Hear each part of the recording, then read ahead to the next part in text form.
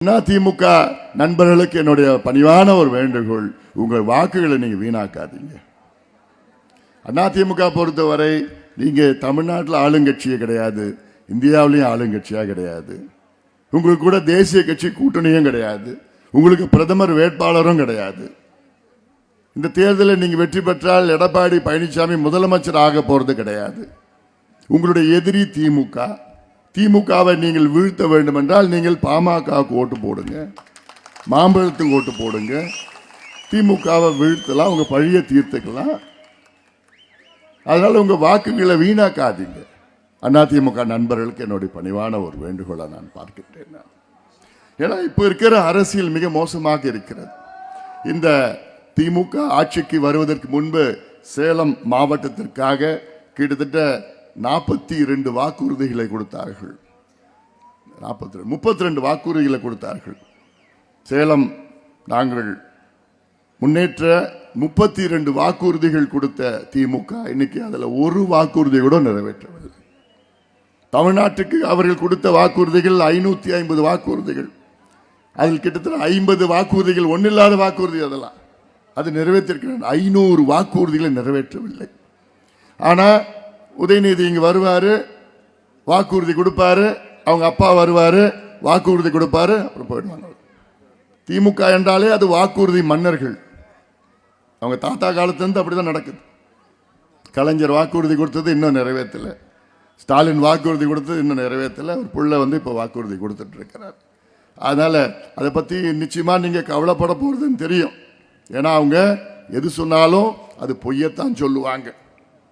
குறிப்பாக இங்கே சேலத்தில் வாழ்கின்ற அரசு ஊழியர்களை, ஆசிரியர் பெருமக்களே, உங்களுக்கு என்னுடைய பணிவான ஒரு வேண்டுகோள்.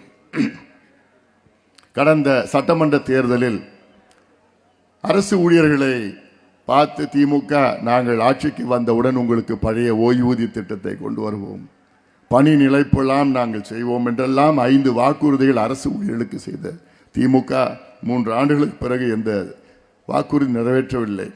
அதனால தான் நான் சொல்றேன். ஏன்னா இந்த ஜாக்டோ ஜியோ அப்படிலாம் பல அசோசியேஷன் எல்லாம் வரிஞ்சு கட்டிக்கிட்டு திமுகவுக்கு கடந்த தேர்தலில் வாக்களிச்சாங்க. எனக்கு நல்லா தெரியும். குடும்பம் குடும்பமா போய் வாக்களிச்சாங்க. அதுக்கு ஒரு காரணமும் இருக்கு. எடப்பாடி பழனிசாமி அவர்கள் எதுவும் செய்யலன்னு ஒரு கோபம் உங்களுக்கு இருந்தது. அந்த காலத்தில் 3 ஆண்டுகளுக்கு முன்னாடி கோபம் இருந்தது, நியாயமான கோபம் தான். ஆனா 3 ஆண்டுகளுக்கு கழித்தும் திமுகவும் அதை செய்யலையே. அப்போ நீங்க என்ன செய்யணும்? உங்களுக்கு ஒரு வழி இருக்கு. பழைய ஓய்வூதியம் உங்களுக்கு வர வேண்டும் என்றால் திமுக தோல்வி அடைந்தால் பழைய ஓய்வூதியம் உங்களுக்கு கிடைக்கும். ஏன் எப்படின்னு கேக்குறீங்க? இப்ப திமுக தோத்துடுச்சுன்னா ஸ்டாலின் அவர்களுக்கு பயம் வந்துடும். ஐயோ தோத்துட்டோமா, உடனே அடுத்த மாசமே கையெழுத்து போட்டுட்டு ஸ்டாலின் அவர்கள் பழைய ஓய்வூதியத்தை உங்களுக்கு கொடுப்பார். அதனால்தான் நான் சொல்றேன், திமுக தோல்வி அடைய வேண்டும், தேசிய ஜனநாயக கூட்டணி வெற்றி பெற்றாக வேண்டும், தமிழ்நாடு முழுவதும் இந்த நிலைப்பாடு இருக்க வேண்டும்.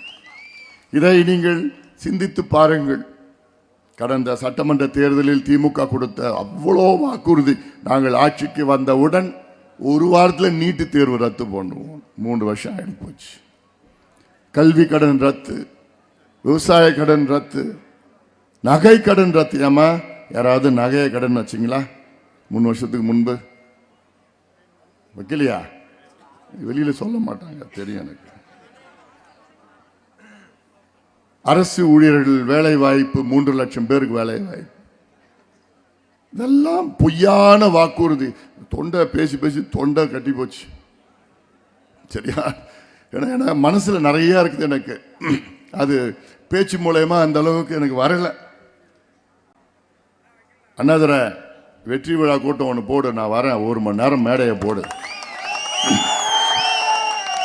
அதுக்குள்ள தொண்டை சரியாயிடும் எனக்கு.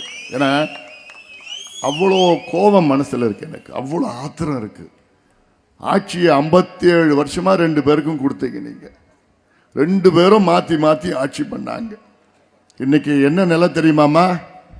இந்த 2 பேருனால, திமுக அண்ணா திமுகனால உங்க தாத்தாவை மது பழக்கத்துக்கு அடிமையாக்கினாங்க, உங்க அப்பாவை மது பழக்கத்துக்கு அடிமையாக்கினாங்க, உங்க வீட்டுக்காரனை மது பழக்கத்துக்கு அடிமையாக்கினாங்க, உன் பிள்ளைய மது பழக்கத்துக்கு அடிமையாக்கினாங்க. இப்போ உன் பேர பசங்களை மது பழக்கத்துக்கு அடிமையாக்கி இருக்கிறாங்க. இதுதான் இந்த இரு கட்சிகளும் செய்த சாதனை.